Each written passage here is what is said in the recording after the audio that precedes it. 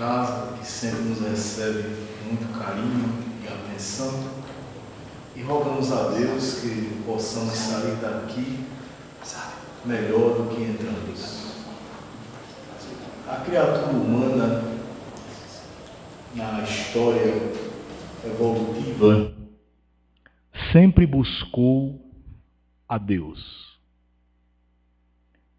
Todavia, sempre teve dificuldade de compreender esse ente misterioso que para alguns se apresenta como um Deus dos exércitos, para outros se apresentam como um Deus de amor e misericórdia, para outros ainda se apresenta como um Deus que escolhe alguns em detrimento de outros, e nessa busca incessante por um lugar seguro, por um ponto de apoio que possa lhe sustentar nos momentos difíceis, a criatura humana perambula pelos templos religiosos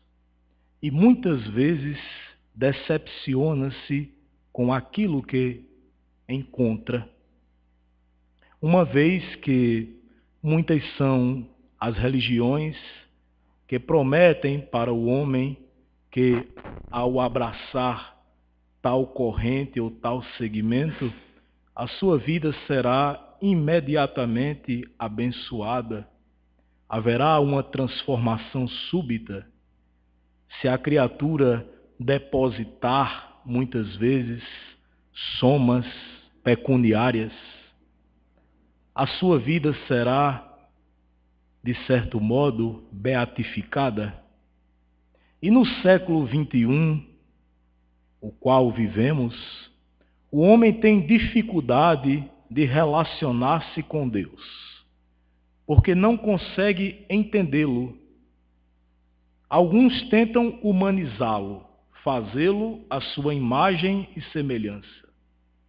Outros tentam que ele atenda aos seus anseios. Ou seja, se eu faço um pedido a Deus e aquilo não me vem de imediato, é porque ele não abençoa a minha vida. E uma massa enorme de decepcionados abandona as religiões. De certo modo, com uma certa razão, porque não conseguem encontrar nela as respostas que busca, não conseguem encontrar as respostas para suas angústias existenciais. E afinal de contas, qual a finalidade que a religião tem na vida do homem? Sempre tentamos, de algum modo, rotular as pessoas pela religião que abraçam. Então costumamos dizer, fulano é espírita, ele não age dessa ou daquela forma. Beltrano é evangélico, não compactua com essa conduta. Ciclano é católico, abraça tal e tal comportamento. Esquecendo-se muitas vezes de que, acima dos rótulos da religião, a criatura deve perguntar quem ela é. Quais as suas atitudes na sociedade? Qual o seu modo de comportamento perante as situações que se apresentam e que lhe chama a testemunhar a fé que dizem abraçar? Porque, em verdade, temos incrustado no nosso subconsciente um comportamento ancestral das religiões, de nos dirigirmos ao templo, cumprir alguns movimentos ritualísticos e voltarmos para casa, e parece que não mudou em nada a nossa vida.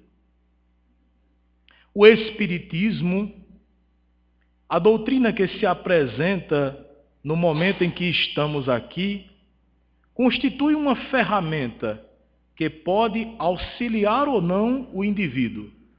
Se o indivíduo faz dela, bom uso, ela lhe serve. Se para ele aquela doutrina constitui apenas um corpo de informações que não tem nenhum impacto nas suas atitudes, aquilo não lhe serve. De maneira que o fato de nos dirigirmos ao templo, assistirmos à palestra, o culto ou à missa, não transformará as nossas vidas se não conseguirmos deixar que aquele conhecimento opere em nós.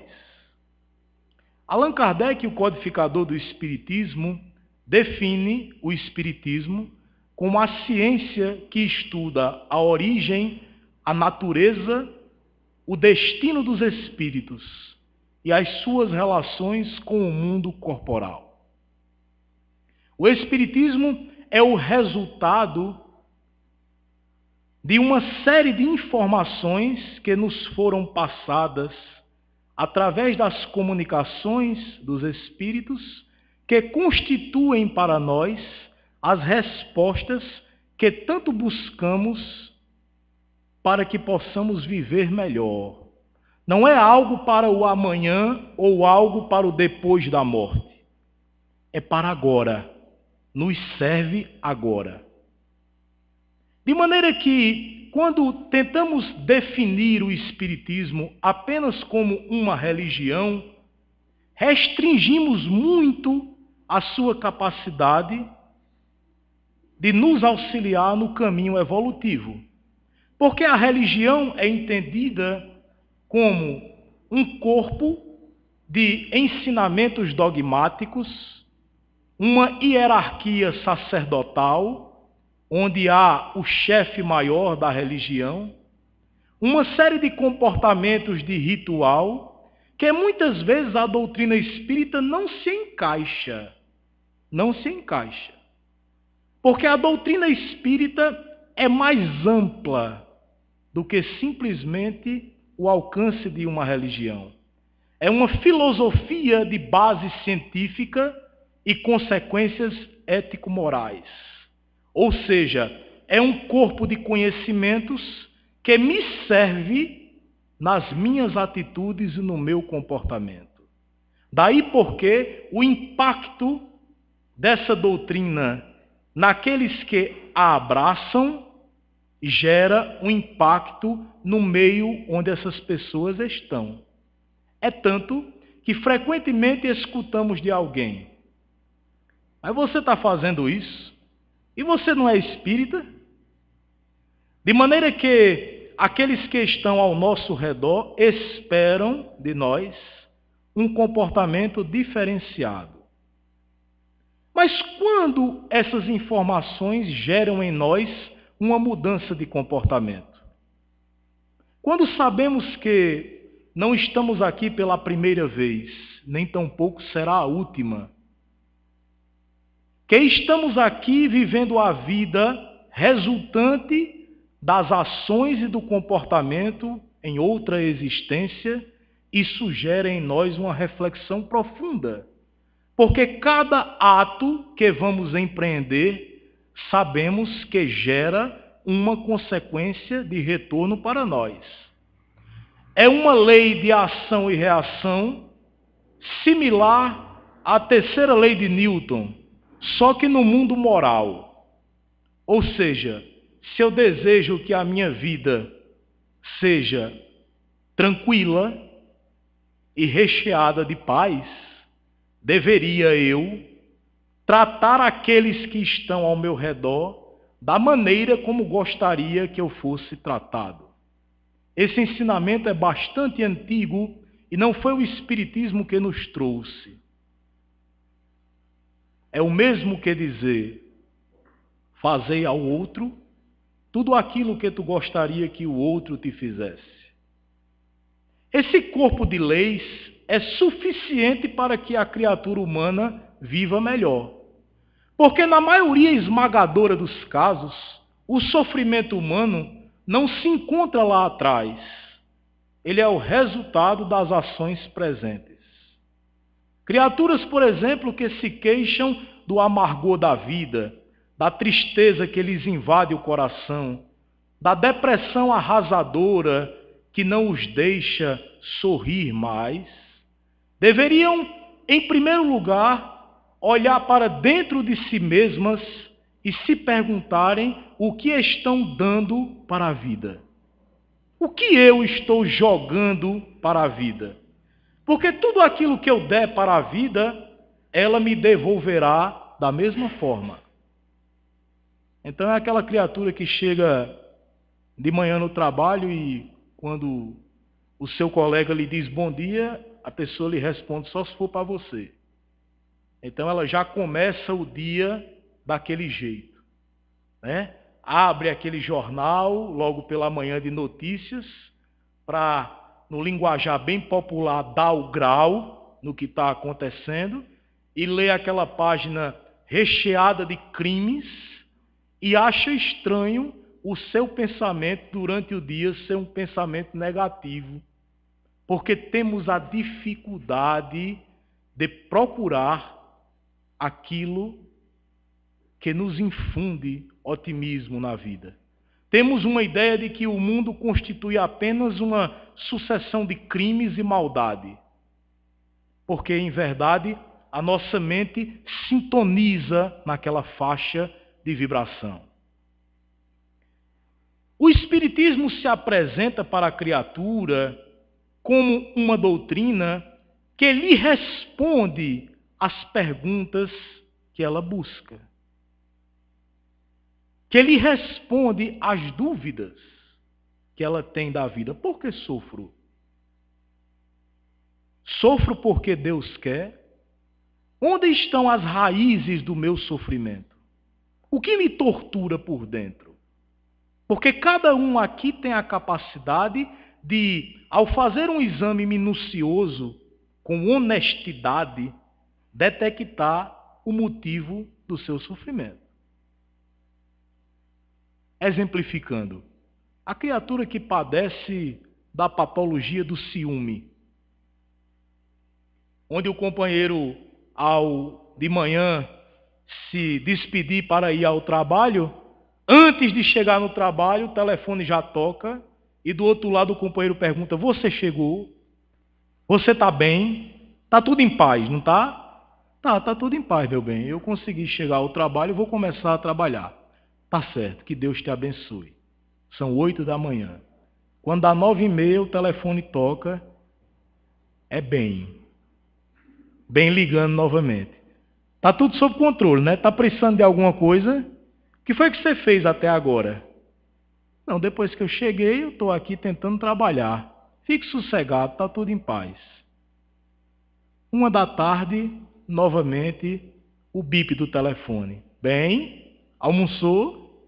Comeu o quê? Tá tudo bem? Você encontrou com alguém?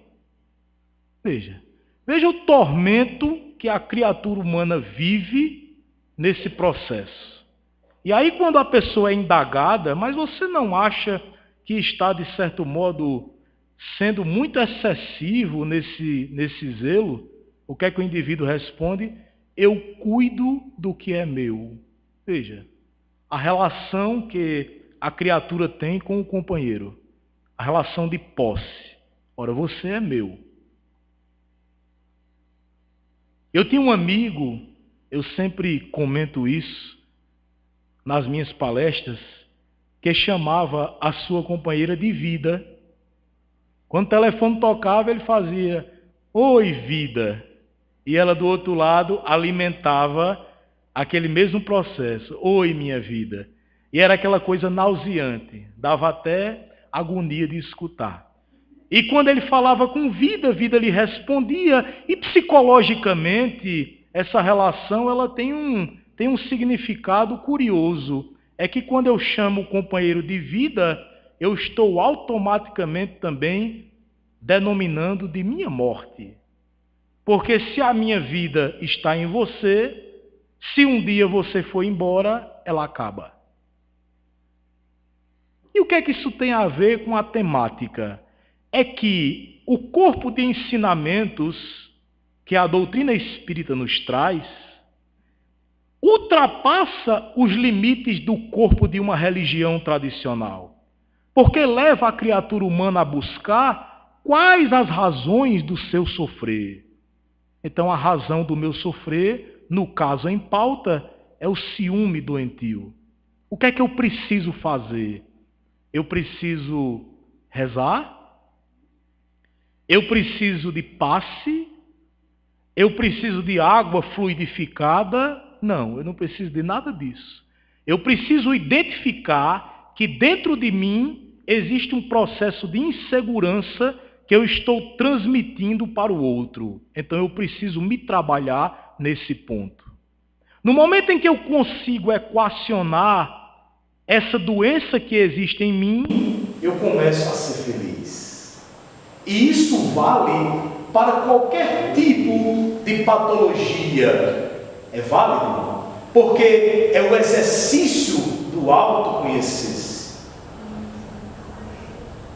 É eu identificar em mim que o processo que me adoece, que me faz sofrer, não é culpa da vida, nem é culpa de Deus, nem é culpa do outro, porque se eu tentar modificar o parceiro, achando que a culpa está nele, logo ao iniciar o novo relacionamento, apresenta-se o ciúme de novo doentio.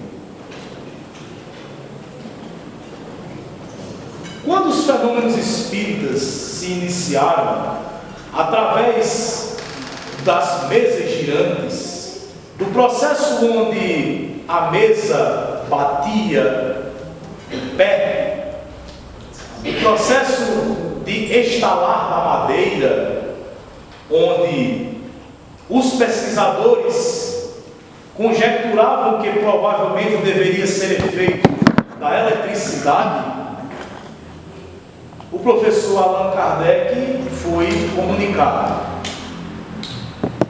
E então a primeira pergunta que ele fez foi: até que me provem que uma mesa tem nervos para pensar, cérebro para agir, isso não passa de um ponto da carochinha. Esse foi o posicionamento de Allan Kardec. É o posicionamento da pessoa que busca a verdade, que não aceita simplesmente aquilo que lhe é dito. É a vontade de ir de encontro à verdade. E à medida que os fenômenos foram crescendo na América, Kardec decidiu investigá-los. E então, aqueles fenômenos que se apresentavam por efeitos físicos, que faziam com que a mesa fizesse o movimento do bater o pé, que dividia as damas da França no chá das 5, fez com que Allan Kardec enxergasse ali algo maior. E então resolveu perguntar que força era aquela que se manifestava. E então, através do código, onde uma pancada seria a primeira letra, 2 pancadas a segunda letra, 3 pancadas a terceira letra, se chegou à informação que uma força inteligente se comunicava ali. A partir dali foi aconselhado que se adaptasse um lápis a uma mesa, a uma pequena cesta de vime, e a pessoa, segurando com a mão, transmitia um fluido àquela cesta e o movimento fazia com que o lápis escrevesse. Ali Allan Kardec conjectura e afirma: percebi que por trás daquele fenômeno havia as respostas que a humanidade buscava para seus dilemas.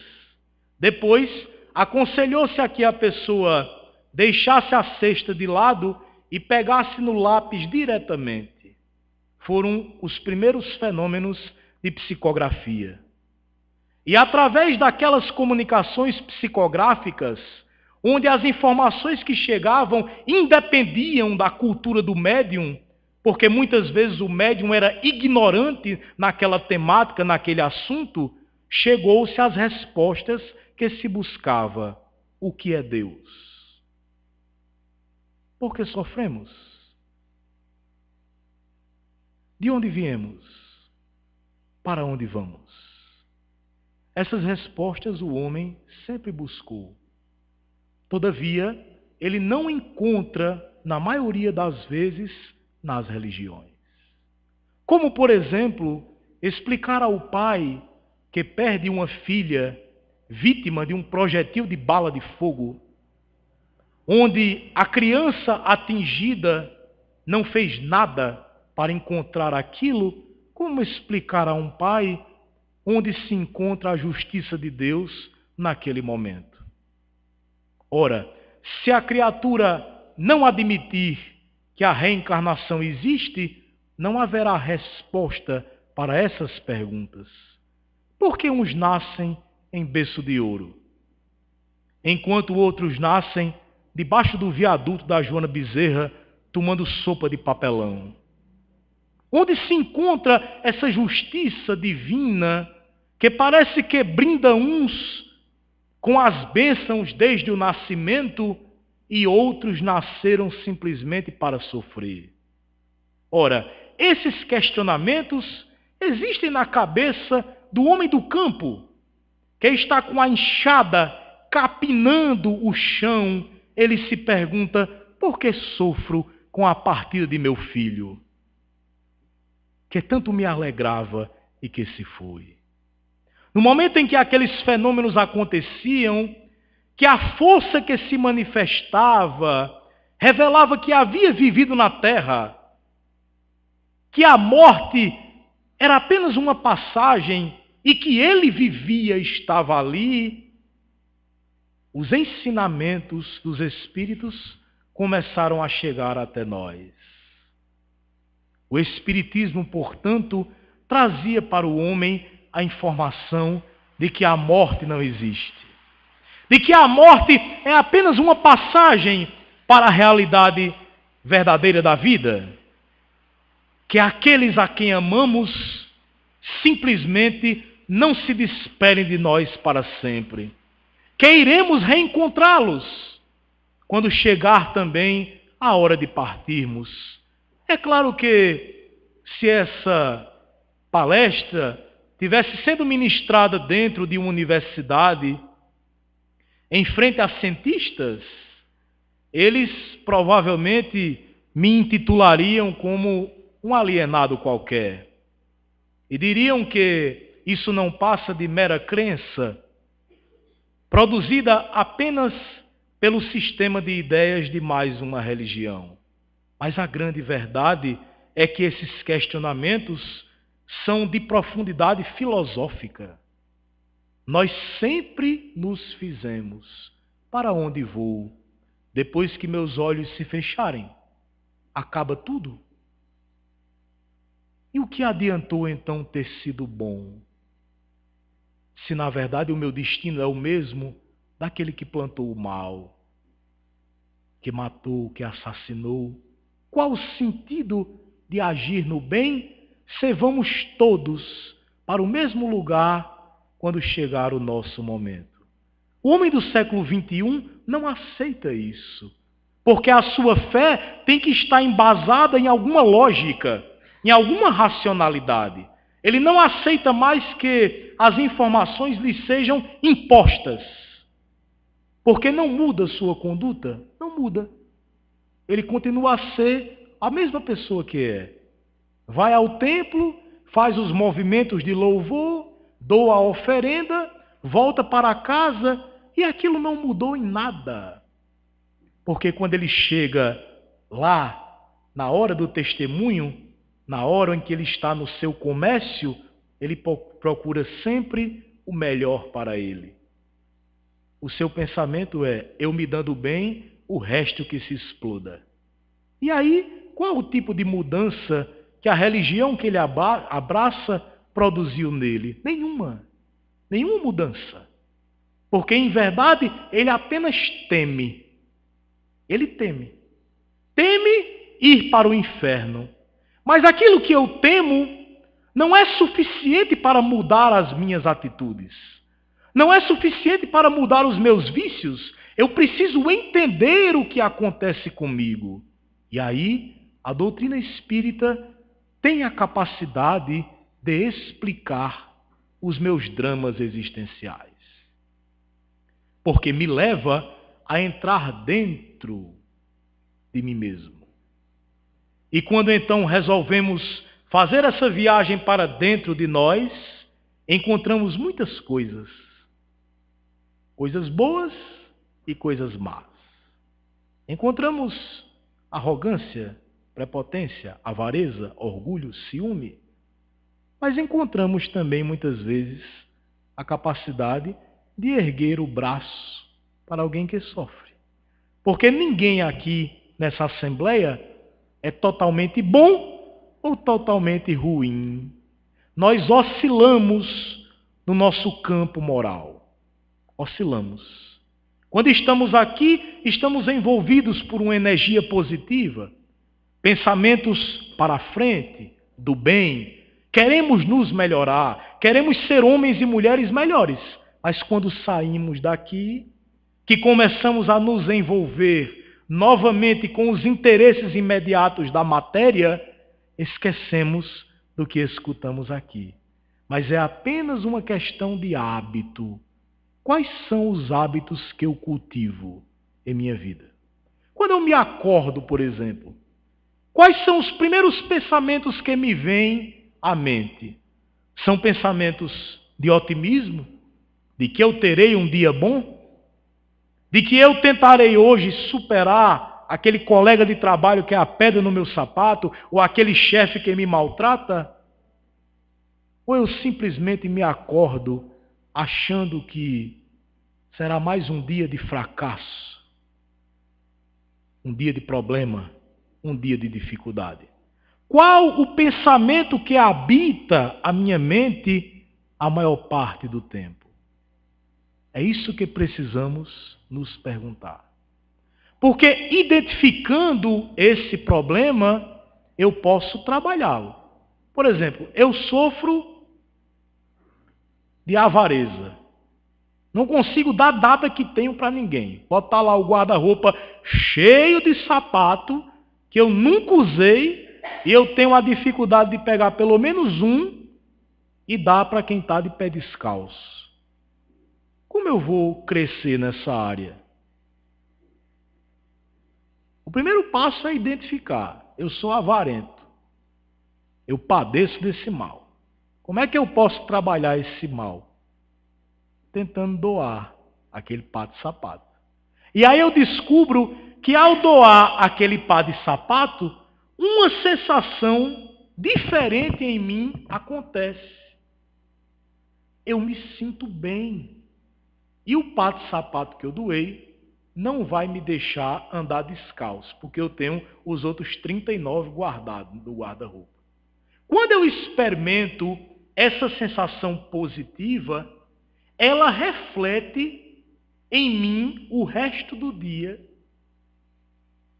E eu começo a pensar, nossa, foi bom ter doado esse par de sapato.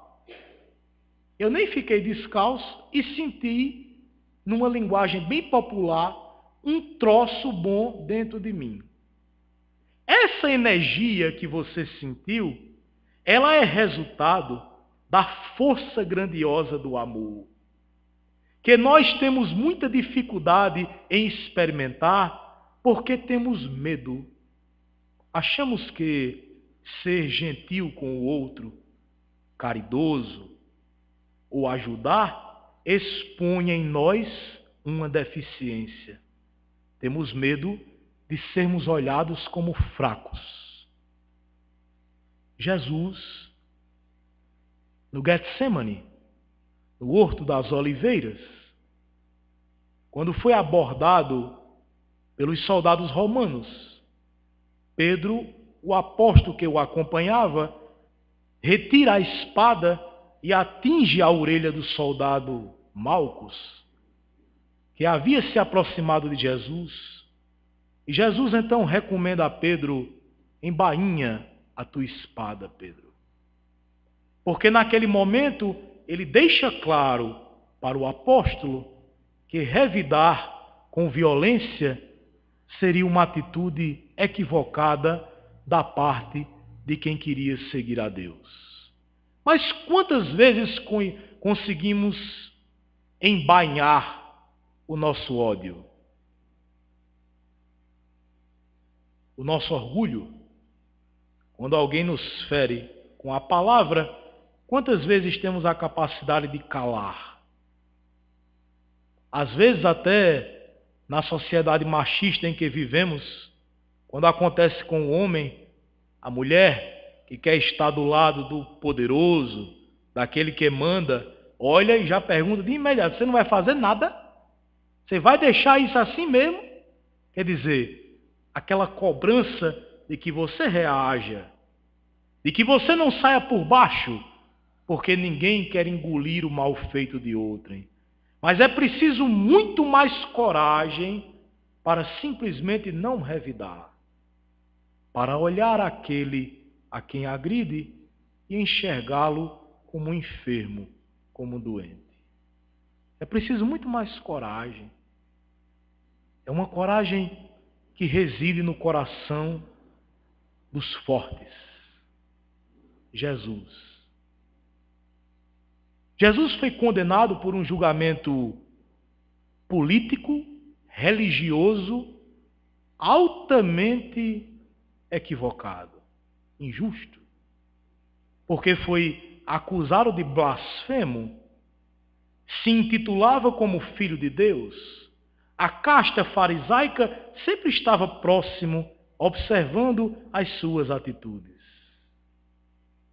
Certa feita, Jesus cura uma mulher no dia de sábado. E na lei judaica, constava que no dia de sábado era um dia que não se podia trabalhar. E ali próximo estava sempre um fariseu e rapidamente lhe dirigiu o questionamento: tu curaste esta mulher e tu sabes que hoje é um dia de sábado. E Jesus então diz: fariseu hipócrita, se o teu jumento, teu asno, cai num buraco no dia de sábado, tu irás deixar que ele morra porque é sábado? Acaso essa mulher também não é filha de Abraão? E aí joga sobre o fariseu a própria lei. Porque ele ali estava muito mais interessado no que o homem carregava no coração, e não nos aspectos externos, que hoje as pessoas buscam quando vão ao templo religioso e cumprem com o ritual, doam a oferenda, dizem abraçar a Deus e a Jesus, mas quando chega na hora do testemunho, na hora de realmente colocar à prova aquilo que dizem abraçar, elas agem segundo a sua vontade, o seu gosto, o seu orgulho, e automaticamente tudo aquilo é esquecido.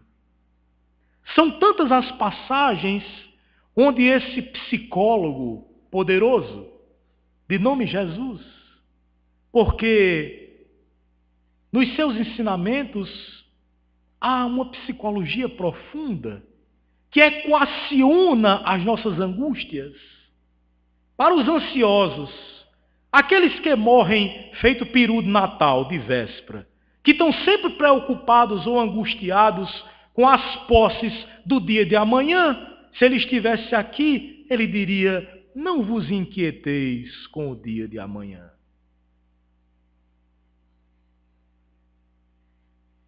Os pássaros não semeiam, mas o Pai que está nos céus não os deixa morrer de fome. Não vos inquieteis com as angústias que te atormentam o coração, porque na maior parte das vezes essas angústias são resultado dos teus desejos irrefreados. Aquilo que queremos, porque estamos sempre querendo, desejando. Vamos ao shopping fazer compras. E aí chegamos no shopping com aquela tarjetazinha quadradinha, o chamado dinheiro de plástico, que nos dá poder, a condição de usufruir do comprar, e não há nada de condenável na criatura que se dirige às compras. Qual o limite que temos naquele momento? E aí então começamos a usar a tarjeta repetidamente, vamos comprando, na tentativa de preencher um vazio que se encontra dentro de nós, que parece que nunca preenche. E aí aquela sensação sedutora do possuir, do ter. Chegamos em casa, abrimos os pacotes, abrimos as caixas de sapato, temos 2 pés, mas compramos 8 pares de sapato. E aí daqui a alguns dias, tem par de sapato que a gente nem lembra que comprou, está dentro do guarda-roupa. Mas a fatura vai chegar. E aí quando a fatura chega, dirigimos o pensamento a Deus e dizemos: meu Deus, me ajuda, meu Deus, a poder saldar essa dívida que eu não devia ter contraído. E aí começamos então no processo de sofrimento mediante as nossas próprias atitudes. Não foi a vida que nos imprimiu o sofrimento, não foi Deus, fomos nós mesmos. Poderíamos ter ido ao shopping e ter comprado um par de sapato, dava para pagar. Me desculpem a maneira singela de falar, o jeito prático, é porque precisamos então levar para o nosso dia a dia esses ensinamentos. Amélia Rodrigues, o Espírito, narra que certa feita Judas Iscariotes perguntou a Jesus se poderia recolher alguns donativos para as viagens que eles empreendiam, para ajudar a se alimentarem. E Jesus, então, percebendo em Judas o desejo ali da obtenção do dinheiro, disse: tens cuidado apenas, Judas, para que essa bolsa, a pequena bolsinha onde as moedas iriam ser colocadas, não te pese demais na cintura. Ou seja, para que aquilo não fosse o motivo principal do seu movimento.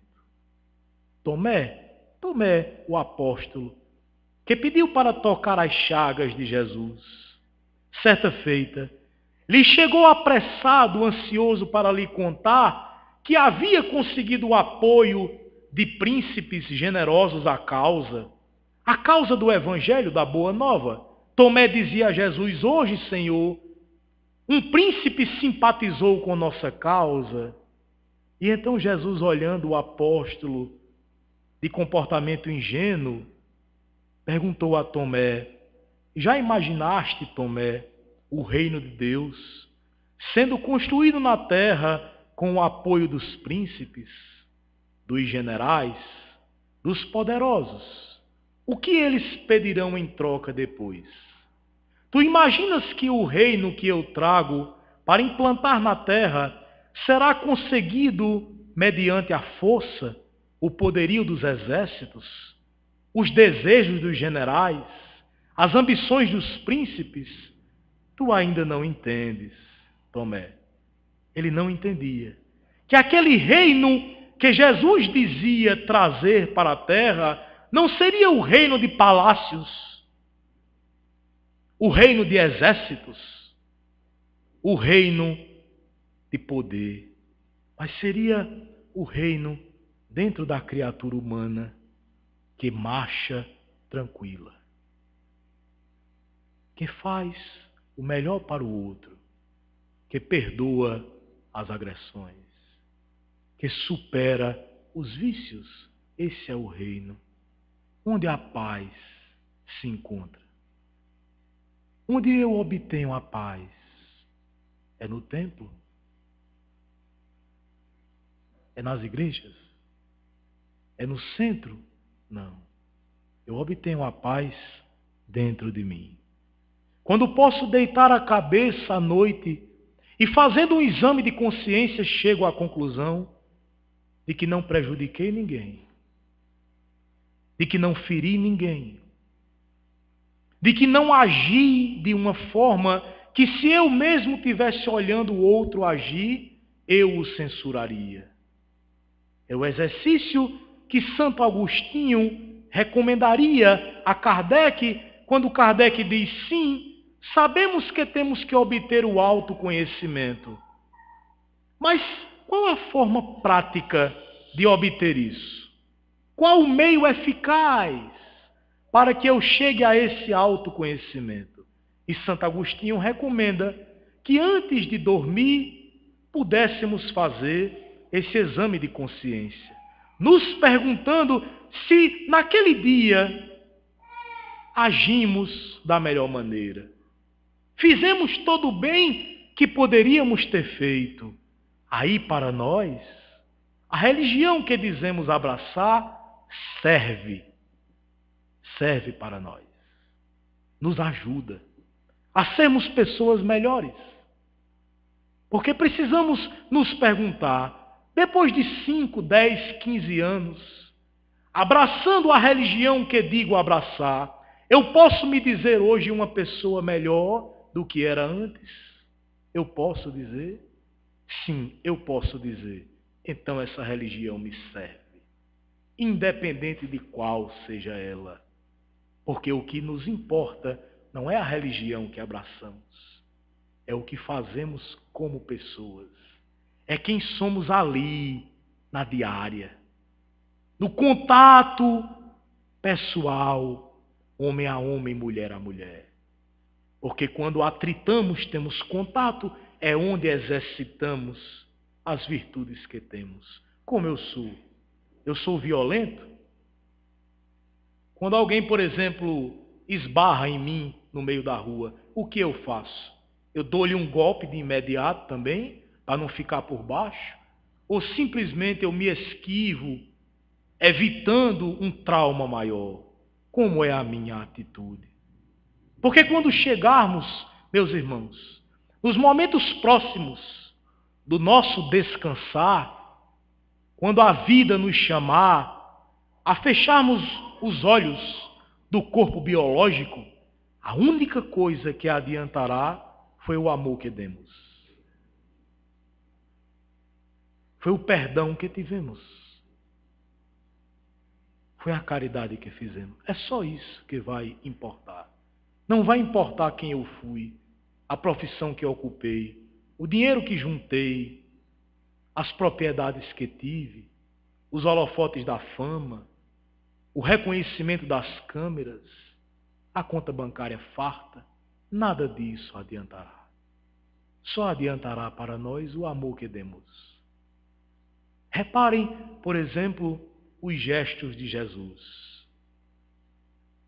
Crucificado numa cruz de vergonha que era reservada para criminosos, diante de um povo que ele mesmo havia promovido curas, havia enxugado lágrimas, curado feridas, trazido a visão àqueles que não enxergavam, fazendo que os surdos voltassem a escutar a melodia dos ventos.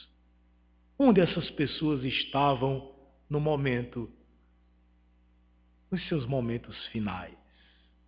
Ali, naquele grupo dos que o acompanhavam, só se encontrava João, o menino de 15 anos, o apóstolo, a sua mãe Maria e a outra de Magdala, que se encontravam no momento em que Jesus despedia-se da presença entre nós. E com os braços abertos, com as palmas das mãos atravessadas pelos cravos, o seu gesto de braços abertos parecia abraçar toda a humanidade que não entendia ainda quem estava no meio deles. E Jesus diz: Pai, perdoa-lhes, eles não sabem o que fazem. Até hoje, a criatura humana, então, o busca. Busca Deus, busca Jesus. Ele se encontra nas nossas atitudes, na maneira como nos comportamos, no bem que fazemos. Esse é o testemunho que podemos dar. Isso é o que podemos dizer, que a religião que abraçamos resultou em nós, causou em mim essa mudança de que hoje eu sou. Amanhã tentarei ser melhor do que hoje. E nessa busca pelo conhecimento de mim mesmo, a doutrina espírita apresenta-se como uma ferramenta que pode me auxiliar no caminho da evolução. Um forte abraço, meus irmãos. Muita paz.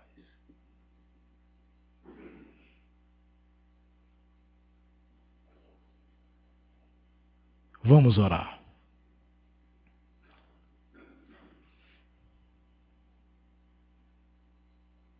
Deus nosso Pai, de infinito amor e bondade, agradecemos a Ti, Senhor, por mais esse dia em nossas vidas, pelas bênçãos que são derramadas sobre nós, pela família, pelo alimento, pelas vestes que nos agasalham do frio. Obrigado, Senhor, pela misericórdia dos erros que cometemos, das falhas que temos, das quedas que ainda nos chegam. Rogamos a Ti, Senhor, força e coragem para que possamos ser homens e mulheres de bem. Ajuda-nos a socorrer aqueles que sofrem próximo a nós, a enxugar uma lágrima daquele que chora com uma dor maior do que a nossa, a estender a mão, Senhor, para quem se encontra caído. Muito obrigado, Senhor, por tudo que temos, por tudo que somos. Que assim seja.